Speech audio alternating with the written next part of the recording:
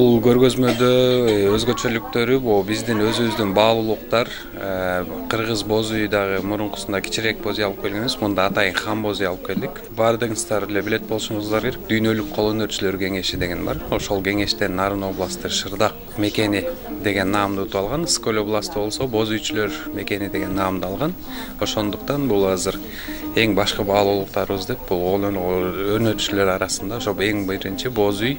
Анан бул Шырдакты алып келдик. Андан тышкары бул боз үйгө тиешелүү баягы термелер, баягы 100% колго иштетилген бул терме боолор. Андан тышкары биздин апаларыбыз, эжелерибиз, жеңелерибиз жасаган өзүлөрүнүн баягы мындай айтканда өзүлөрүнүн чыгармачылыгы менен жасаган мындай панолор, туш кийиздер.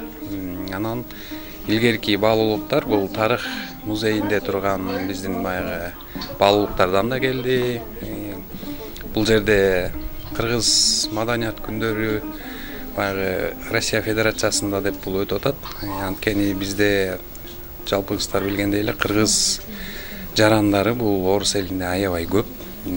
Ошондуктан булар бүгүн биз баягы ачылгандан кийин, ушул выставка ачылгандан кийин бул Россия жергесинде жашап аткан биздин кыргыз туугандарыбыз келип биздин баягы канда бар деп коет го, бул кандагы нерсеси ойгонуп, биздин ушу Шырдактарды, боз үйдү көрүп, аябай кубанып, сүйүнүп, аябай мындайча айтканда, мындай Кыргызстанга бир барып келгендей эле болушту окшойт.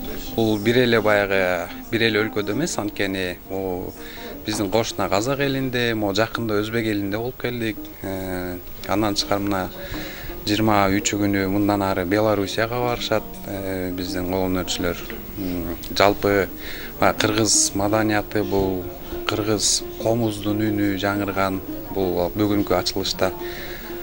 Негизинен бул башка өлкөлөрдө да болуп турганы аябай жакшы, анткени кыргыз тилин, кыргыз маданиятын атабыздан келаткан каада салтты унутпаш үчүн ар бир кыргызды ойготуп, баягы чет элде иштеп жүргөн туугандарыбыз сен кыргызсың деп ушундай маданиятты көрсөтүп турганыбыз бул абдан жакшы.